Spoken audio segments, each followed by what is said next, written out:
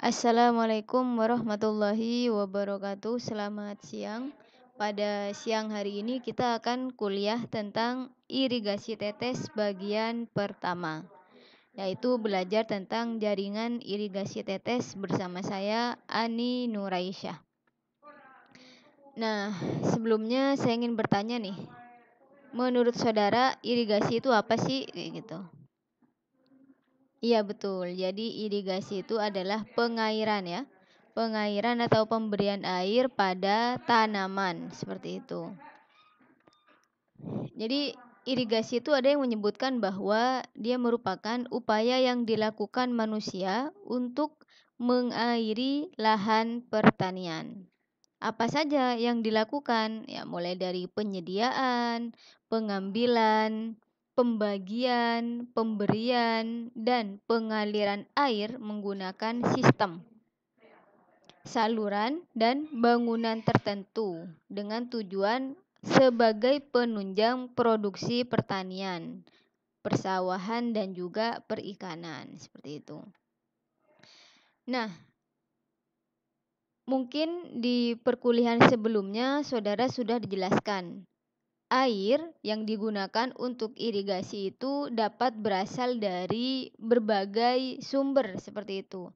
Yang pertama dari mata air, yang kedua dari sungai, yang ketiga aliran tidak sinambung, yang keempat dari air tanah seperti itu. Kalau saudara di persawahan gitu biasanya dari sumur gitu ya. Terus kemudian ada air rembesan juga. Yang keenam ada saline wet water atau air bergaram. Yang ketujuh air desalinisasi. Air kedelapan hujan buatan. Seperti itu. Nah itu macam-macamnya tadi. Nah selanjutnya setelah kita mengetahui sumber air yang digunakan untuk irigasi, maka kita belajar tentang metode pemberian air kepada tanah. Apa saja metodenya? Yang pertama, saudara mungkin sudah belajar kemarin ya, pemberian air di permukaan tanah atau menggunakan atau biasa disebut dengan metode surface irrigation. Yang kedua, pemberian di bawah permukaan tanah atau subsurface irrigation. Yang ketiga, pemberian air di atas tanaman secara curah atau biasa disebut dengan metode sprinkler irrigation. Dan yang keempat, yaitu metode dengan pemberian air secara tetes atau yang biasa disebut dengan metode drip trickler irrigation. Nah, baik pada siang hari ini kita akan belajar tentang irigasi tetes khususnya bagian jaringan atau komponen irigasi tetes. Nah, kita awali dengan definisi. Ya mungkin ini sudah biasa ya, tapi kalau kita definisinya gak ngeh kayak gitu, maka saudara akan bingung tentang apa itu irigasi tetes. Sebelumnya saya tadi sudah memberikan brainstorming ya, tentang apa itu irigasi tetes. Nah, menurut definisi, irigasi tetes itu merupakan sistem. Jadi dia itu sistem untuk memasok air dan juga pupuk. Jadi tidak hanya air, tapi juga pupuk yang kemudian tersaring ke dalam tanah melalui suatu pemancar atau yang biasa disebut dengan emitter. Jadi pemancar itu disebut dengan emitter ya atau dripper. Nah, di mana pemancar tadi itu debitnya kecil dan konstan serta tekanannya rendah. Apa sih yang disebut dengan debit kecil? Maksudnya itu volume yang dikeluarkan per satuan waktu itu kecil, volumenya kecil, sedikit sekali. Tapi dia konstan. Kenapa? Karena tekanan yang diberikan itu rendah. Beda seperti kalau misal saudara menyalakan keran di rumah saudara tuh tekanannya tinggi kayak gitu. Itu disebut dengan debitnya besar. Nah, untuk irigasi tetes ini menggunakan debit yang kecil atau volume yang dikeluarkan per satuan waktu dia itu kecil. Selain itu, pada irigasi tetes, air akan menyebar di tanah, baik ke samping maupun ke bawah. Kenapa bisa seperti itu? Karena adanya gaya kapiler dan juga gravitasi. Gaya kapiler maksudnya air yang dipancarkan walaupun dia dengan kecepatan yang rendah atau tekanan yang rendah, dia itu menyerap pada tanah yang satu dengan yang lain. Jadi merambat kayak gitu.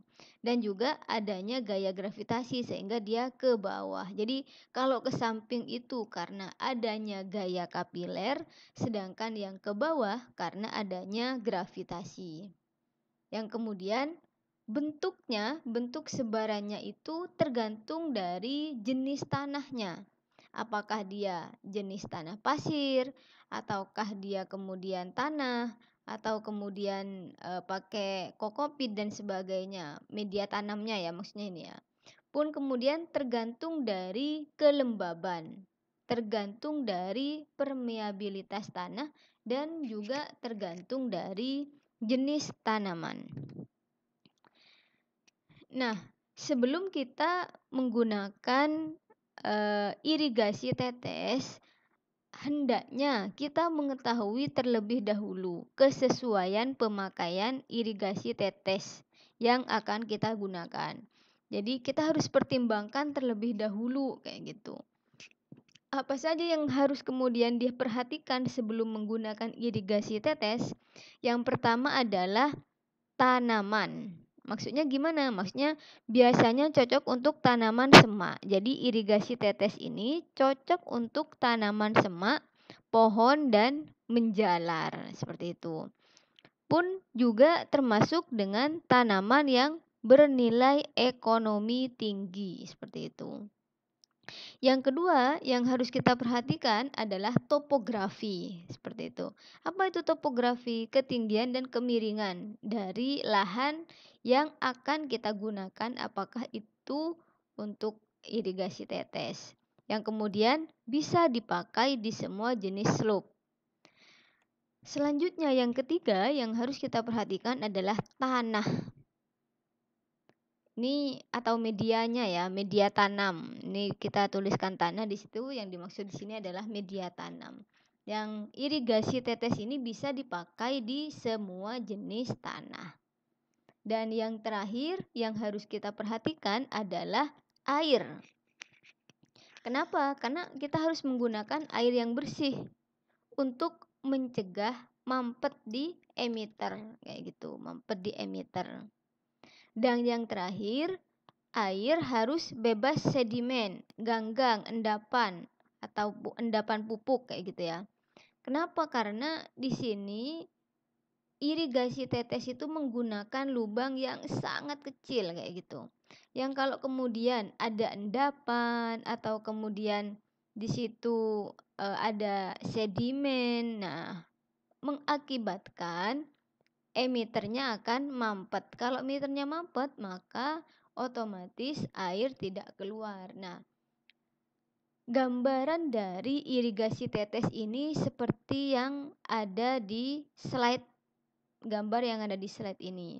Itu ada tanaman, terus kemudian ada di sampingnya itu emiter ya. Emiter itu yang mengeluarkan air itu. Nah, itu yang kemudian ada sumber airnya.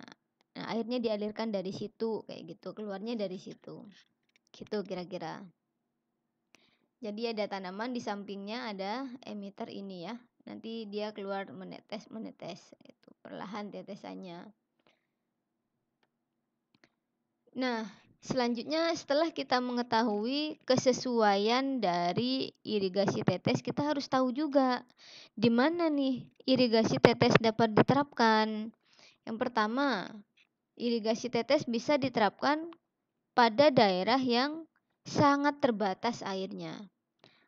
Ada sih daerah yang sangat terbatas airnya sehingga dia perlu hemat air, seperti artikel yang sudah saya share seperti itu.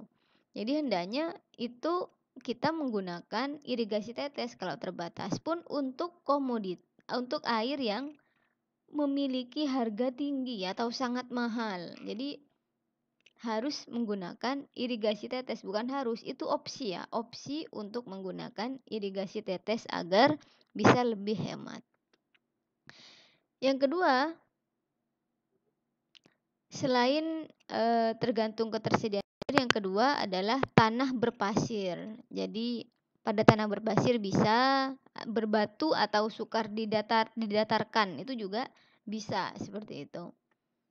Nah, yang ketiga yaitu pada tanaman dengan nilai ekonomis tinggi, itu nilai ekonomis tinggi seperti yang disampaikan sebelumnya ya.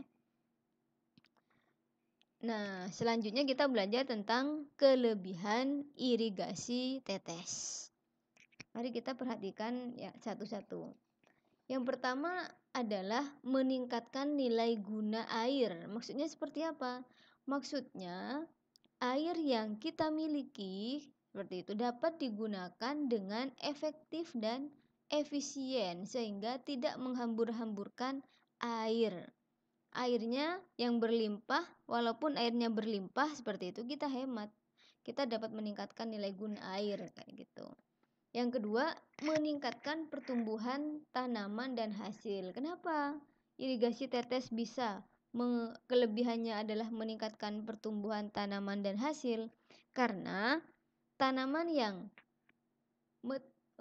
terjadi evapotranspirasi seperti itu kemudian diirigasi atau diairi dengan irigasi tetes, dia itu penguapannya tidak cepat seperti itu atau penguapannya dapat dikendalikan. Ya, saudara pahamlah, irigasi itu selain untuk sebagai irigasi untuk selain untuk mensuplai ya nutrisi ke tanaman kayak gitu. Jadi dia tuh juga untuk melembabkan tanaman. Karena apa? Karena kalau tidak lembab tanaman akan kering. Kalau tanaman kering, maka dia akan mati. Nah, ini dengan adanya irigasi tetes maka evaporasi atau kelembaban tanah itu dapat dijaga dengan baik sehingga hasilnya itu dapat seragam seperti itu. Hasilnya dapat kita kendalikan atau bahasa kerennya dapat direkayasa gitu. Dan yang ketiga dapat meningkatkan efisiensi dan efektivitas pemberian seperti yang saya sampaikan tadi gitu ya. Jadi penguapan pun kemudian biasanya di sini juga gulma yang tumbuh sedikit kayak gitu. Sekarang pertanyaannya kalau nanam padi, nanam jagung banyak sekali gulmanya kayak gitu tuh kenapa? Karena airnya itu juga banyak kayak gitu sehingga memungkinkan gulma itu untuk hidup. Berbeda dengan irigasi tetes ini, dia menetesnya itu pas di akarnya sehingga di sekitar tanaman yang kita pelihara itu tidak ada gulma seperti itu. Nah, yang keempat menekan resiko penumpukan garam dan yang kelima seperti yang saya sudah sebutkan tadi yaitu menekan pertumbuhan gulma. Sedangkan yang keenam dapat menghemat tenaga kerja. Ini 6 kelebihan dari irigasi tetes kayak gitu. Nah, selanjutnya bagaimana dengan kelemahannya? Kelemahan irigasi tetes yang pertama adalah memerlukan perawatan yang intensif. Kenapa intensif? Karena ketika kita menggunakan irigasi tetes dan terjadi penyumbatan kayak gitu, maka kita akan kewalahan di situ. Kita akan capek mencari di mana nih kayak gitu. Ini di emiternya atau di apanya nih kayak gitu sehingga itu akan mempengaruhi keseragaman pemberian air kayak gitu.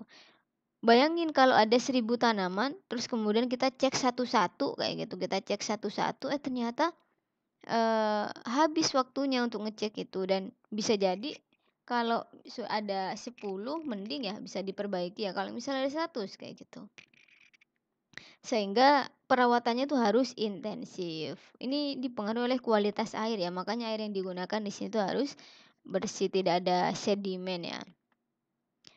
Yang kedua, penumpukan garam. Bila air yang digunakan mengandung garam yang tinggi, jadi sebelum kita menggunakan irigasi tetes, kita harus mengetahui terlebih dahulu karakter air yang kemudian kita gunakan. Apakah dia mengandung garam yang tinggi atau tidak, seperti itu.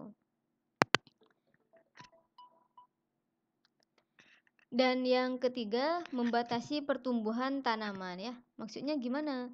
Jadi pemberian air yang terbatas pada irigasi tetes dapat menimbulkan resiko kekurangan air bila perhitungan kebutuhan air kurang cermat, sehingga kita harus menghitung nih kayak gitu. Nanti kita pun juga akan belajar menghitung bagaimana caranya volume air disesuaikan dengan media tanam, disesuaikan dengan jenis tanamannya untuk mengairi dengan metode irigasi tetes. Nggak harus dihitung dengan cermat, nggak boleh kebanyakan, nggak boleh kesedikitan, kayak gitu, ada rumusnya. Yang keempat, keterbatasan biaya dan teknik. Jadi sistem irigasi tetes ini memerlukan investasi yang tinggi, kayak gitu. Selain itu juga diperlukan teknik yang tinggi untuk merancang, mengoperasikan, dan memelihara. Jadi memang ya ada inilah ya, ada yang harus kita perhatikan atau keterbatasannya ketika kita menggunakan irigasi tetes. Nah, irigasi tetes ini dapat dibedakan berdasarkan jenis cucuran air. Jadi ada beberapa cara ya untuk irigasi tetes ini. Yang pertama, air merembes. Kayak gambar 1, dia itu merembes ya, sepanjang pipa lateral. Yang kedua, air menetes atau memancar melalui alat aplikasi yang dipasang pada pipa lateral. Ini nomor 2, alat aplikasi ya, untuk atau emitternya ya. Terus yang ketiga adalah air menetes melalui lubang-lubang pada pipa lateral. Ini. Jadi ini ada pipa lateral yang kemudian dia menetesnya lewat situ ya. Jadi ada 3 ya, cara membedakan berdasarkan jenis cucuran air.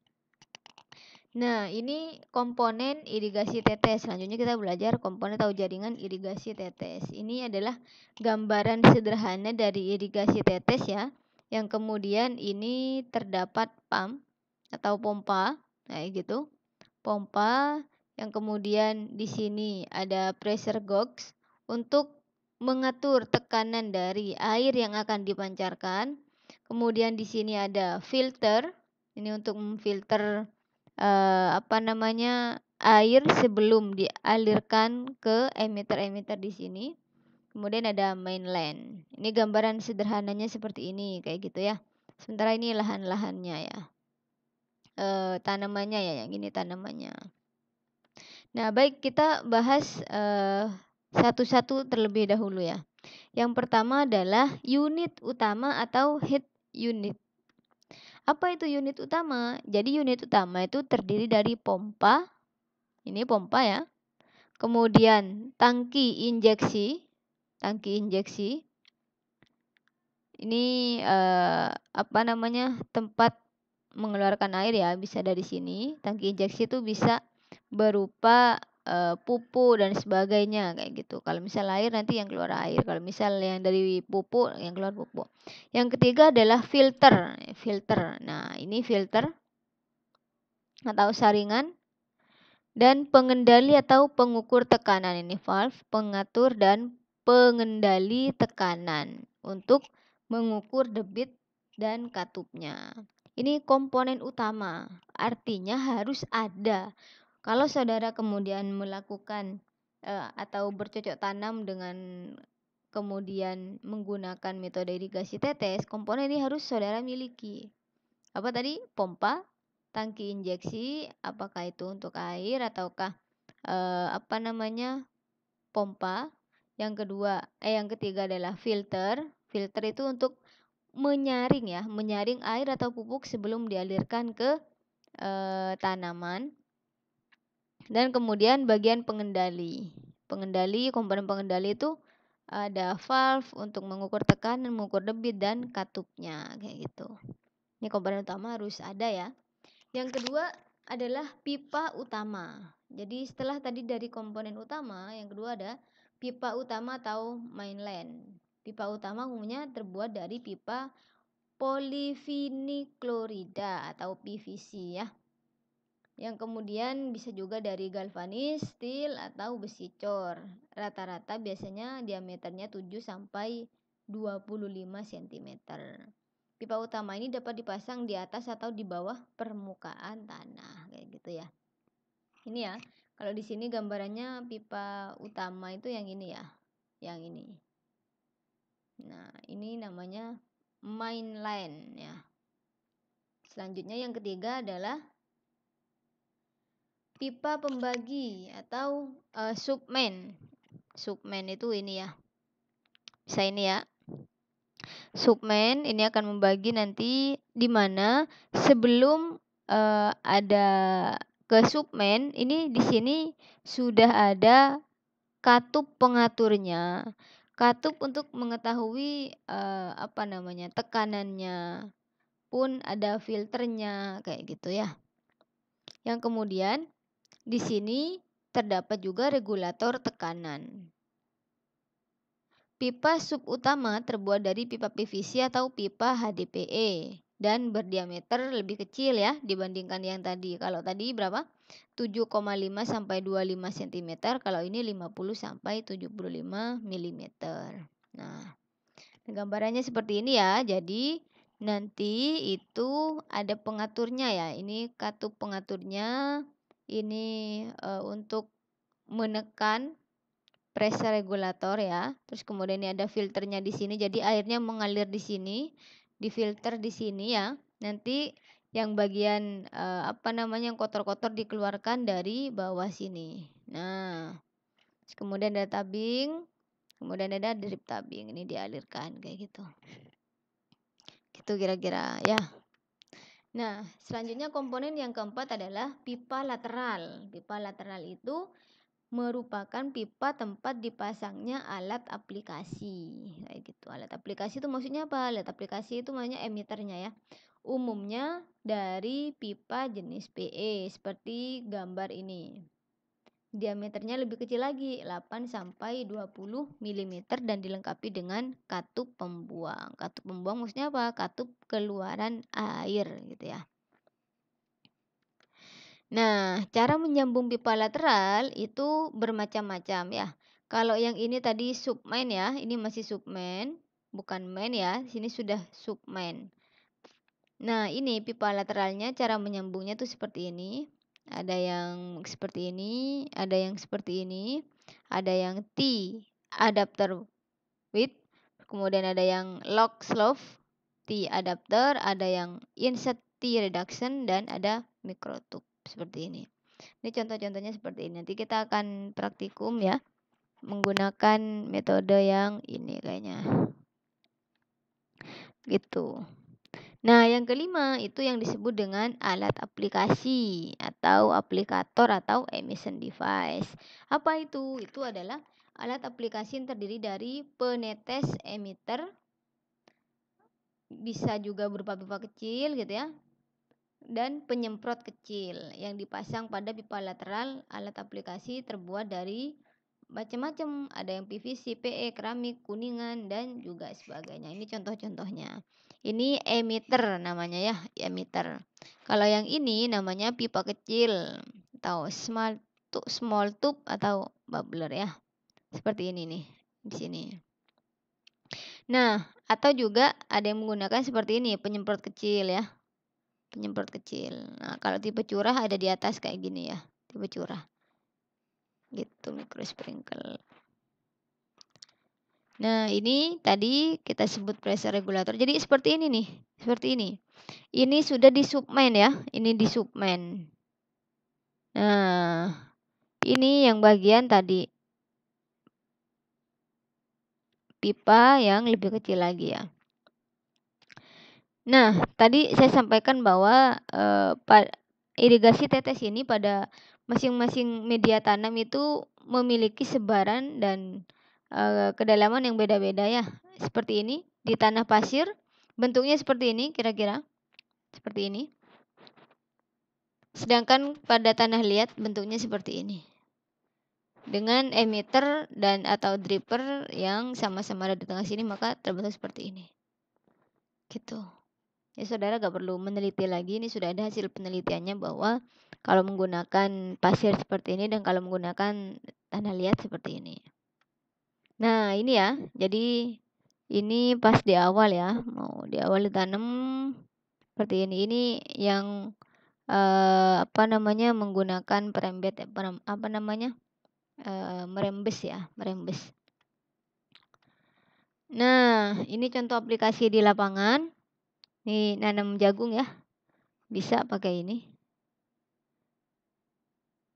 Oh, ini juga seperti ini. Kalau yang ini dia tidak perlu pakai pipa lagi, dia cukup merembes nanti di sini. Sini, katakanlah dilubangi ya, dilubangi. Nanti akan keluar di sini ya. Gitu. Gitu kira-kira. Yap, itu. Terima kasih atas, perhatian saudara. Itu saja yang bisa saya sampaikan, semoga bermanfaat. Wassalamualaikum warahmatullahi wabarakatuh.